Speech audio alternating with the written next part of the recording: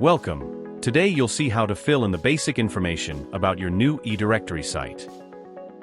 Within your Site Manager area, click on Settings in the left menu. The first section of this menu is the basic information. Here you'll be able to upload your website logo, a default image for your site's items, and your fave icon. You'll also see the recommended image sizes and additional explanation beside each image. Logo image.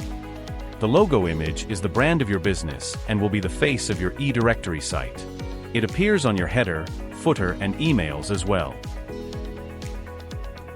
Default image. The default image is displayed across your website when the items such as listings, events, classifieds, and others don't have any image associated with them. Favicon. The small icon used on web browsers to represent a website, known as a favicon. It appears on a Browsers tab. It helps users identify your site among others. Basic information. Scrolling down the screen, you'll see the basic information of your site that will be used in the footer and in the Contact Us page.